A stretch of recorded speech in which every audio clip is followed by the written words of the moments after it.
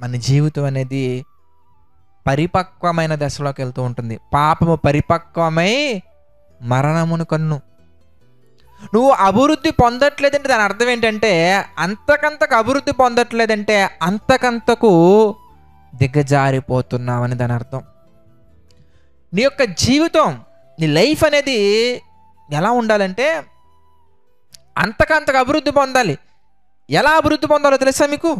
ఎలా అభివృద్ధి పొందాలంటే, హెబ్రీలకు రాసినటువంటి పత్రికలో ఒక సందర్భాన్ని మనం చూద్దాం. హెబ్రీలకు రాసిన పత్రిక మనం చూస్తే 5వ అధ్యాయంలో ఒక సందర్భాన్ని ఈరోజు మనం జాగ్రత్తగా చూడగలిగినట్లయితే కనుక, హెబ్రీలకు రాసినటువంటి పత్రిక 5వ అధ్యాయంలో 12వ వచనం. హెబ్రీలకు రాసినటువంటి పత్రిక 5వ అధ్యాయంలో 12వ వచనం మనం చూస్తే, కాలమును బట్టి చూచితే మీరు బోధకులుగా ఉండవలసిన వారై ఉండగా. వాస్తవంగా మాట్లాడుకుంటే ఓ బ్రదర్, ఓ సిస్టర్, నువ్వు క్రిస్టియానిటీలోకి వచ్చి క్రీస్తును సొంత రక్షకునిగా అంగీకరించి, క్రీస్తుని సొంత రక్షకునిగా నువ్వు స్వీకరించి క్రీస్తుని వెంబడిస్తున్నటువంటి నీ జీవితం అనేది కాలాన్ని బట్టి చూస్తే 2 years, 3 years, 4 years, 5 years, 6 years, 10 years, 20 years, అబ్బో ముసలోళ్ళు కూడా ఉన్నారు. ఎన్ని సంవత్సరాల నుంచి? 30 years, 40 years, 50 years. Very good, బాగుంది.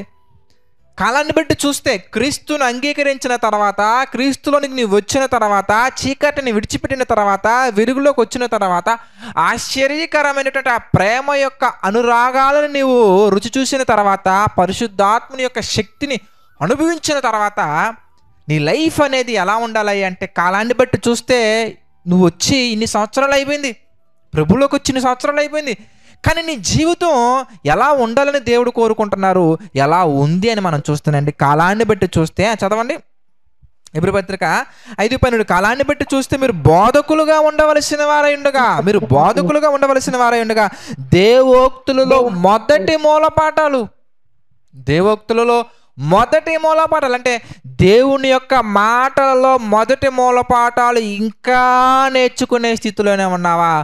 ఒకడు మీకు మరలా బోధింపవలసి వచ్చింది. కాలాన్ని బట్టి చూస్తే you should be A preacher, you should be A teacher, you should be A gospel share చేసే ఒక ఎవాంజలిస్ట్గా నీవు ఉండాలి. వచ్చావు, సంవత్సరం అయింది, ఏది నీలో అభివృద్ధి? కాలాన్ని బట్టి చూస్తే నువ్వు ఎలా ఉండాలి కదా, బట్ నువ్వు ఎలా ఉన్నావేంటి? ఏమంటే అప్పుడే పుట్టినటువంటి పిల్లలు ఒక 10 సంవత్సరాలు అయినా కూడా పాగుతూనే ఉన్నారనుకో, మీకు ఎలా ఉంటుందండి? 10 సంవత్సరాలు అయినా కానీ పాగుతూనే ఉన్నారు. మాట్లాడరా అంటే ఎంజ అంటున్నారు. అప్పుడు మనకి ఎలా ఉంటుంది? కళ్ళు తెరవట్లేదు. మీకు ఎలా అనిపిస్తుంది? బాధ అనిపిస్తుందా లేదా? అరే నా బాబు ఏమైంది, నా పాపకి ఏమైంది, మాటలు రావట్లేదే, ఏం చేయాలి? తేనె తీసుకురావాలా? డాక్టర్ దగ్గరికి తీసుకెళ్ళాలా? ఏంటి లోపం ఏంటి? నాటు వైద్యం చేయించాలా? హోమియోపతి చేయించాలా?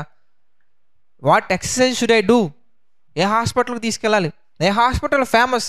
ఎన్ని వెతుకుతామండి, ఎన్ని వెతుకుతాం. ఏమండి, మనకు పుట్టినటువంటి పిల్లల్లో ఒక బాబుకి ఒక పాపకి ఏదైనా ఒక అనారోగ్యమైనటువంటి సమస్య తలెత్తితే, ఆరోగ్య సమస్య తలెత్తితే మనం ఏం చేస్తామంటే ఇమ్మీడియట్గా మనకున్నటువంటి ఆస్తి అంతా కూడా అమ్మి ఆ బేబీని లేదా ఆ బాబుని మనం ఏం చేస్తామంటే రక్షించుకోవడం కోసం మనం ప్రయాసపడుతూ ఉంటాం. అరే ఒక చిన్న వ్యక్తి పట్ల నీకు అంత శ్రద్ధ ఉన్నప్పుడు నీ పట్ల దేవునికి ఇంకెంత శ్రద్ధ ఉంటుందో ఆలోచించండి. అన్ని వనరులు నీకు దేవుడు కల్పిస్తున్నా, అన్ని వసతులు కనిపిస్తున్నా, అంత ఆరోగ్యం ఇస్తున్నా, అన్ని అవకాశాలు ఇస్తున్నా, అన్ని ఆశీర్వాదాలు ఇస్తున్నా, కాలాన్ని బట్టి చూస్తే నువ్వు బోధకుడుగా ఉండవలసిన వాడై ఉండగా ఇంకా దేవుని యొక్క పాఠాలలో, దేవుని యొక్క మూల పాఠాలలో, దేవునికి సంబంధించినటువంటి విషయాలలో ఒకడొచ్చి మీకు ఇలా ఉండాలి, ఇలా ఉండకూడదని చెప్పించుకునే స్థితిలోనే మనం ఉన్నామంటే ఎంత షేమ్గా మనం ఫీల్ అవ్వాలి. బ్రదర్, నేను చిన్నప్పటి నుంచి క్రిస్టియనేనండి. వెరీ గుడ్ అండి. ఎంతమంది ఆత్మలను ప్రభువులోకి నడిపించారండి? ఏం మాట్లాడుతున్నారండి, నేను నిలబడటమే కష్టంగా ఉంది. అలా మాట్లాడుతున్నప్పుడు మన యొక్క ఆలోచన మనల్ని సమర్థిస్తుందా? పరిశుద్ధాత్మదేవుడు నిన్ను గద్దించట్లేదా? ఆలోచించండి ఒకసారి. అరే ఇన్ని సంవత్సరాలు అవుతుందా నువ్వు ప్రభువులోకి వచ్చి, ఇంకా నువ్వు ఒకరిని కూడా రక్షించలేదే? కాలాన్ని బట్టి చూస్తే సమయాన్ని బట్టి చూసి 10th క్లాస్ 1 సంవత్సరం ఫెయిల్ అయ్యాడు, పోన్లే అనుకున్నాం. 2 సంవత్సరాలు ఫెయిల్ అయ్యాడు, ఒక పోన్లే అనుకున్నాం. 20 సంవత్సరాలు ఫెయిల్ అయ్యాడు, ఏమంటామండి? ఇంక చదువొద్దులే కానీ ఇంకా అంటాం, అంతే కదండి. కొన్ని విషయాలు కూడా మనం వింటూ ఉంటాం. నువ్వు 10th క్లాస్ కనుక పాస్ అయ్యావనుకో ఒక సైకిల్ కొనిస్తా నీకు, 10th క్లాస్ కనుక ఫెయిల్ అయ్యావనుకో 10 సైకిల్ కొనిస్తా నీకు. దేనికి? తొక్కడానికి కాదు, సైకిల్ షాప్ పెట్టడానికి. అంటే శరీర సంబంధమైన తండ్రులు కూడా మనల్ని చూసే విషయంలో, తల్లులు కూడా మనల్ని చూసే విషయంలో కొంత స్టేజ్కి వెళ్ళిన తర్వాత ఒక నిరుత్సాహం వచ్చేస్తుంది. వీడు ఇంతేనా, వీళ్ళు ఇంకా మార్పు రాదా? ఎందుకంటే ఒక వ్యక్తిని, తన కుమారుని కానీ కుమార్తెని కానీ ఒక స్థితిలో నిలబెట్టడానికి మరి చెల్లెమ్మల యొక్క తండ్రులు, ఆడపిల్లల యొక్క తండ్రులు చాలా మంచి తండ్రులు అండి. చాలా ఆలోచిస్తూ ఉంటారు. నా బిడ్డకి వివాహం అయిన తర్వాత, నా కూతురికి వివాహం అయిపోయిన తర్వాత వాడు ఎలాంటోడో ఏంటో, నా వట్టుకు నేను పూర్ణ జాగ్రత్తగా తినవాడిని నేను ఒక ఇంటికి తీసుకెళ్తాను, కరెక్టే. తర్వాత వాడు ఒక దుర్మార్గుడా మారిపోతే మరి నా బిడ్డ అనాథగా మారిపోకూడదు. నేను చచ్చిపోయిన తర్వాత వాడు విడిచిపెడితే నా కూతురు తన కాళ్ళ మీద తను నిలబడాలి అని ఆలోచించే వ్యక్తిత్వం ఉన్న మనుషులు ఉన్నారండి.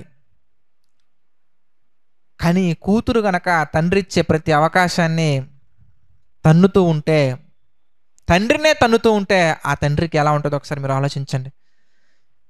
శరీర సంబంధమైన తండ్రుల గురించి ఉదాహరణ నేను మాట్లాడుతున్నా. ఆత్మ సంబంధమైన మన తండ్రి మనకి ఎన్ని విషయాలు నేర్పిస్తున్నా, ఎన్ని అవకాశాలు ఇస్తున్నా పాపాన్ని విడిచిపెట్టకుండా, పోయిన వారం మనం ఎలాగైతే ఏ స్థితిలో అయితే ఎలాంటి దారుణమైనటువంటి ఒక పాపము కలిగిన వ్యక్తిగా దేవుని యొక్క మందిరంలోకి మనం వెళ్తున్నామో, ఈ వారం కూడా అదే స్థితిలోకి మనం ఎంటర్ అవుతున్నామంటే మనలో అభివృద్ధి ఎందులో ఉంది? పరిశుద్ధతలో ఉంటుందా, పాపములో ఉంటుందా? పోయిన వారం ఒక్క సినిమా చూసావు, ఈ వారం అసలు సినిమాల జోలికే వెళ్ళకూడదు. ఈ వారం 3 సినిమాలు చూసావు అంటే నీలో అభివృద్ధి దేంట్లో వస్తుంది? ఇది దేంట్లో వస్తుంది? దేవుని యొక్క ఆలోచనల్లో అభివృద్ధి వస్తుందా, అపవాది యొక్క ఆలోచనలో అభివృద్ధి వస్తుంది? ఒకసారి మీరు ఆలోచించండి. కాలాన్ని బట్టి చూస్తే మీరు బోధకులుగా ఉండవలసిన వారై ఉండగా, దేవోక్తులలో మొదటి మూలపాటలో ఒకడు కూర్చొని పాపం చేయొద్దని ఒకరు మనకి చెప్పే స్థితిలోకి మనం వెళ్ళిపోతున్నామంటే దాని అర్థం ఏంటంటే పిల్లరా, మనం అభివృద్ధి పొందే స్థితిలో చాలా వెనకంజులో ఉన్నాము. ఇప్పటి నుంచి ఒక నిర్ణయం తీసుకోండి, ఈ వారం నుంచి ఒక నిర్ణయం తీసుకోండి. ప్రభువులోకి వచ్చాం కదా, ఇంకా మనకి బైబిల్లో బేసిక్స్ కూడా తెలియట్లేదా? ప్రభువులోకి వచ్చాం కదా, ఇంకా మనకి బైబిల్లో అనేకమైన విషయాలు తెలియని స్థితిలో ఉండిపోయామా? లేదంటే అవన్నీ పెద్ద పెద్ద మరమరాలండి, సున్నోన్లని మనకేం వస్తాయండి అంటున్నారా? చాలామంది ఇలాగ ఆలోచిస్తుంటారండి. పెద్ద మర్మం అండి, మనకు అర్థం కాదండి అంటూ ఉంటారు. అర్థం కాని విషయాలని దేవుడు బైబిల్లో ఎందుకు పెడతారండి అని అంటారు. నీకేదైనా అర్థం కావట్లేదా, నీకు జ్ఞానం సరిపోవట్లేదా, నీకు జ్ఞానం తెలియట్లేదా, వెంటనే అంటున్నారు సరే నన్ను అడుగు, ప్రార్థించు. ప్రతి ఒక్కరికి అడుగు, ప్రతి వారిని ఆయన గద్దింపక, ప్రతి ఒక్కరిని ఆయన గద్దింపక అందరికీ ధారాళముగా దయచేవాడు మన తండ్రి పరలోకంలో ఉన్నప్పుడు అవన్నీ పెద్ద పెద్ద మరమారాలండి, అవన్నీ పెద్ద పెద్ద విషయాలండి. మనకు వయసు సరిపోదండి, మనకు అనుభవం సరిపోదండి. మనకి ఏంటంటే దేవుడు వయసు గురించే మాట్లాడుతున్నారు. ఏమనంటే కాలాన్ని బట్టి చూస్తే 5 years అవుతుంది తమ్ముడా, కాలాన్ని బట్టి చూస్తుంటే 7 years అవుతుంది చెల్లెమ్మ. కానీ దేవునిలో ప్రభులో ఎదుగుదల లేదమ్మా, ఎదుగుదల ఏదయ్యా?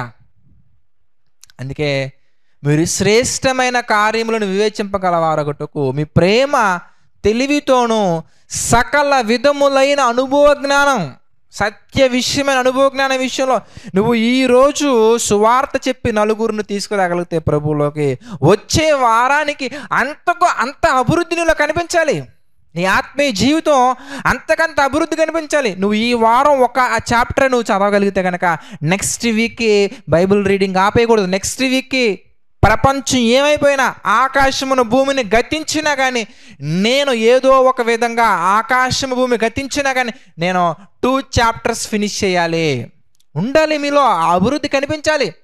దేవుని యొక్క వాక్యాన్ని మెమరైజ్ చేసుకునే విషయంలో, మెడిటేట్ చేసే విషయంలో, స్టడీ చేసే విషయంలో, ధ్యానించే విషయంలో, ఇతరులకు చెప్పే విషయంలో, ఇతరులని ప్రభు కొరకు నడిపించే విషయంలో, ఇతరులకు దేవుని యొక్క వాక్యాన్ని తెలియజేసి పాపముల నుండి వారిని బయటకు తీసుకొచ్చే విషయంలో, సాతాను యొక్క కట్ల నుంచి వాళ్ళని విడిపించే విషయంలో, అపవాది కోరల్లో నుంచి ఒక వ్యక్తిని బయటకు తీసుకొచ్చే విషయంలో ప్రతి విషయంలో కూడా సకల విధములైనటువంటి అనుభవ జ్ఞానం విషయంలో అంతకు అంత అభివృద్ధి పొందాలి.